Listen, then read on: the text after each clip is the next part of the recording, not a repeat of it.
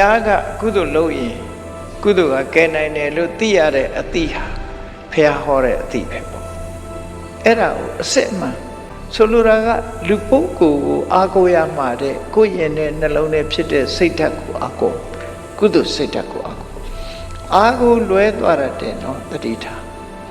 အားကိုးလွဲတတ်တယ်မြတ်စွာဘုရားဟောတာကြည့်လေဘုရားဟောတာဓမ္မဒီပါဘိက္ခုဝိဟရထဓမ္မတရဏဓမ္မကိုအကုပြီးနေချလို့ဟောတယ်ကိုအာကိုဆိုတာလဲဓမ္မကိုအာကိုခိုင်းတာပဲအဲ့တော့ဓမ္မကိုအာကိုတယ်ဆိုတာကိုယ်တိုင်လုံးဘာပြောတာတော့ဆို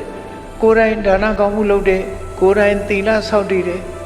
ကိုယ်တိုင်တရားနာတယ်ကိုယ်တိုင်တရားကျင့်တယ်ဒါအာကိုတယ်လို့ခေါ်တယ်နော်ကိုယ်တိုင်မလုပ်ဘဲနဲ့ထိုင်းဆူတောင်းနေရမလားမရဘူးတခုမှရမှာမဟုတ်အဲ့ကြဘယ်လို့ပဲဖြစ်ဖြစ်ကိုယ်တိုင်စ조사ရမယ်ဆိုတာဒါလှုပ်တင်လှုပ်ထိုက်တာကိုလှုပ်ရမှာလို့သူဆိုလို့တယ်အေးစဉ်းစားကြည့်ပေါ့စာမကျက်ပဲနဲ့စာမတင်မဲနဲ့ထိုင်းဆူတောင်းနေလို့အခုခေတ်ကလေးတွေဟုတ်လားဒီ6လုံးနဲ့10တန်းမှာထွက်လာမှာမဟုတ်ဘူးစ조사အပြီးတော့စာကျက်မှပဲတတ်မှာပဲဖြစ်တယ်ပေါ့ဒီလိုဆိုလို့တာဟောကိုယ်တိုင်လှုပ်ရ